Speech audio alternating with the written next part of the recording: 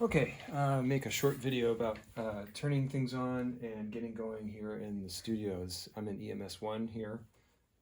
Just kind of walked in the room. Hopefully all of these things should remain on. The light is up here, of course. These things should all still be on. If you press the space bar, you can see if the computer's on, and that's great that it is. You should leave it on. It's just easier that way. The login password is named after Edgar Varese, the composer. So V-A-R-E-S-E, all lowercase.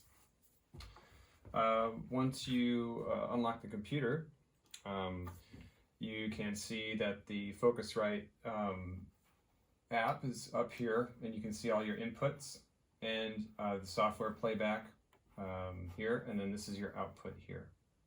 So inputs, software playback, output.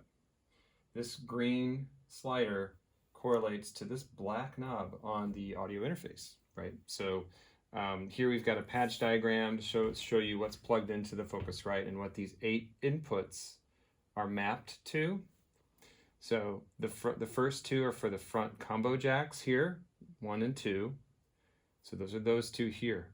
This is the input gain and the phantom power switch. Input gain, phantom power switch. This top switch is for inputs 1 through 4. It'll send phantom power to those 4. The second switch is for the second set, 5 through 8.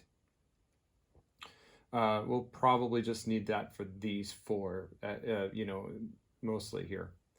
You might want to turn that on if you're plugging in a microphone, condenser microphone.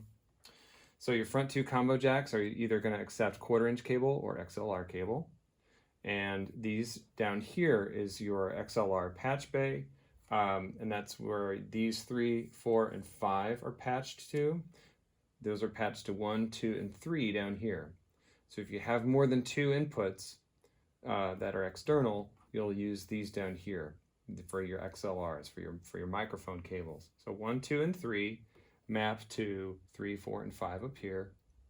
And then 6, 7, and 8 are for the synthesizers over here on my right. So the Model D is number 6, and the Korg TR is number 7, and the Moog is number 8. Okay, so getting started here, you're plugging in the devices you want to use. So let's say you want to use this capacitor microphone. I'm sorry, this contact microphone. You can plug that into here with the combo jack. And this is a good thing to use to demonstrate getting inputs. If I tap my condenser mic, I'm going to get a signal, okay? And so that doesn't necessarily need phantom power to run this actually, but it's just on, it's fine. So if I turn this up, this is my input gain. And I can see the results of my input on screen here on this little virtual mixer. So if I turn this up a little bit, I'm going to go to about 12 o'clock, maybe 1 o'clock. And I can get a good sense of my levels. Notice that it'll show you if you're peaking, and you don't want it to peak. So you can test to make sure that your input gain is at a good point where you're getting a healthy signal, but it's not going over into the red. Once you get your signal input set, remember that we're using headphones to hear our results. We're not using the studio monitors because we don't want to create feedback.